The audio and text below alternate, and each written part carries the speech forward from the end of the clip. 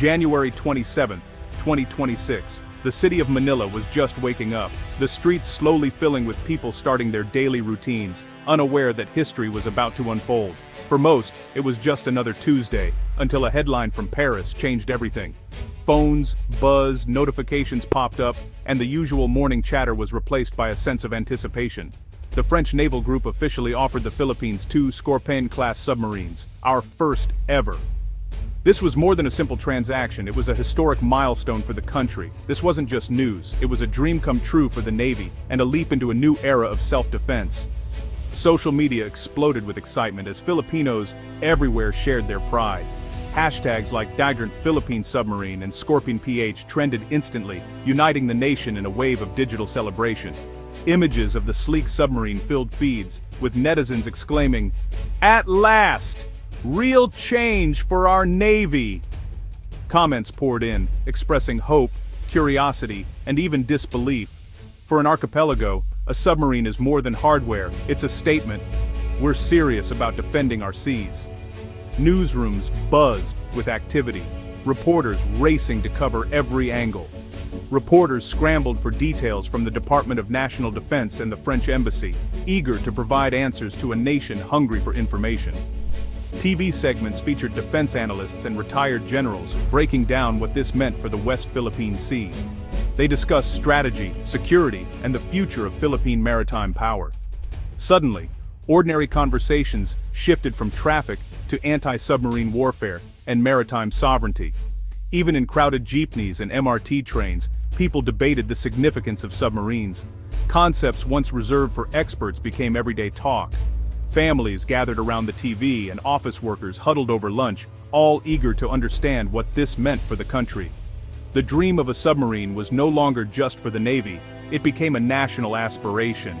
Young people imagined new possibilities, inspired by the promise of a stronger defense. In offices, on MRT lines, and in homes, pride and excitement swept the country. The sense of unity and hope was palpable, as if the whole nation was holding its breath for what comes next. The Philippines was finally ready to claim its place as a true maritime nation. The world was watching, and Filipinos stood taller, prouder than ever before. The dream felt closer than ever before. With every wave and every sunrise, hope for a stronger, safer future grew brighter. In a small Manila eatery, the air buzzed with excitement as all talk centered on the latest headline, the arrival of French submarines. "Have you heard? French subs!" An off-duty seaman grinned, proudly showing the news on his phone to his friends, their faces lighting up with curiosity and hope. For sailors who had spent years aboard aging, creaking ships, this news was more than just a headline. It was a glimmer of hope in the middle of a long drought, a promise that things might finally change for the better. Inside Navy camps, young officers gathered around televisions, their eyes glued to the screen, each one secretly dreaming of being among the first Philippine submariners, imagining themselves beneath the waves, serving their country in a new era. The announcement electrified the ranks, sparking cheers and applause, a clear sign that their sacrifices and years of hard work were finally being recognized and rewarded. In universities across the country, the news sparked passionate debates on geopolitics, military modernization, and the nation's priorities for the future.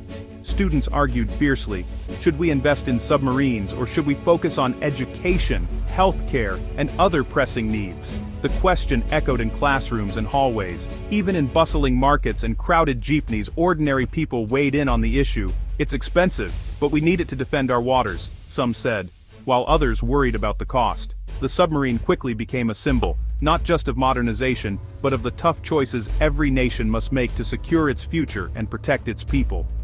For the first time, national security felt personal to every Filipino, reaching into living rooms and daily conversations, making everyone reflect on what it means to be safe and independent. The country was awake, aware, and ready to stand up for its sovereignty, united by a newfound sense of purpose and pride. The conversation had changed. Filipinos were now talking about their future, their dreams, and the kind of nation they wanted to build together. A new sense of hope was in the air, as the sun rose over Manila Bay, shining on a people ready to embrace change and face the challenges ahead with optimism. Why is a submarine so important for the Philippines? It's more than firepower, it's a game changer. Submarines create deterrence. Enemies think twice, never knowing where a silent threat might lurk. This marks a shift from reactive to proactive defense. For decades, our Navy had only surface ships. Now we're entering a new dimension. Underwater operations, intelligence, surveillance, and protecting vital sea lanes become possible, unseen. It's a leap toward a multi-dimensional Navy. But it's also a symbol, proof that a maritime nation can defend its waters, from surface to depths. It inspires youth. The Philippines can master technology and dream big. The submarine is a legacy for future generations. It signals a change in mindset, from victimhood to self-reliance. We're taking responsibility as guardians of our seas, no longer just relying on allies. We're ready to stand on our own. This is the dawn of a confident modern Philippines. What is the Scorpion-class submarine? It's one of the world's most advanced conventional subs. Designed by France's naval group, its main weapon is stealth, extremely quiet, nearly invisible to enemy sonar. Its air-independent propulsion lets it stay submerged for weeks, a huge tactical advantage. Armed with 6 torpedo tubes, it can strike ships and subs or launch anti-ship missiles from afar. Its presence alone deters threats. For the Navy, operating the Scorpion means mastering cutting-edge technology. Training will be intensive, both in France and at home. The knowledge gained will build the foundation for a Philippine submariner corps. This isn't just about buying hardware, it's investing in our sailors' skills. The Scorpion is a silent guardian and a symbol of our commitment to defend our seas. It's an investment in the future of Philippine defense. The French offer isn't just about selling submarines, it's about technology transfer. We won't just buy, we'll learn how to build and maintain these vessels. New facilities in Subic Bay will serve as base and maintenance hub, creating hundreds of quality jobs. Local companies will benefit from construction, supply and services, boosting the economy. Universities and tech schools can partner with Naval Group, developing new STEM curricula. Selected Navy personnel will train in France, then pass on their knowledge to future generations. Over time, we'll gain the skills to maintain, repair, and maybe even build our own submarine parts. This is true self-reliance. Submarine tech, like advanced batteries and sonar, has civilian uses too, from energy to disaster response. Buying submarines isn't just a defense expense, it's a strategic investment in jobs, technology, and national capability. It's a leap forward for the whole country. With excitement came debate, especially about the cost. The announcement of the submarine deal sparked passionate discussions across the country. From living rooms to online forums, billions of pesos for 2 submarines, training, weapons, and a new base. Where will the money come from? Many wonder how this massive investment will be funded and what sacrifices might be made in other areas. Critics ask, shouldn't we spend on hospitals, schools, or agriculture instead? They point to urgent needs in healthcare, education, and food security, questioning if defense should take priority. The debate reflects our struggle to balance urgent needs with long-term security. Transparency is key. Open dialogue helps ensure that every voice is heard and every concern is addressed. Watchdog groups demand every peso be accounted for, no room for corruption. They insist on strict oversight, knowing that public trust depends on honest governance. The government must prove this deal is clean and truly for the people. Every step must be open to scrutiny, and leaders must show they are acting in the nation's best interest. There's also the question of readiness and safety. Submarine operations are risky and require top-notch training. Our sailors must be prepared for every scenario, from routine patrols to emergencies. Rushing is not an option, safety must come first. Every detail matters, from equipment checks to crew readiness, to ensure lives are protected. Building a safety culture is as vital as buying hardware. It's about discipline, constant learning, and a commitment to excellence at every level. In the end, it's about finding balance, meeting today's needs while investing in national security. Our future depends on wise choices that protect both our people and our sovereignty. Supporters argue defense is an investment, not just a cost. They believe a strong military deters threats and ensures peace for generations to come.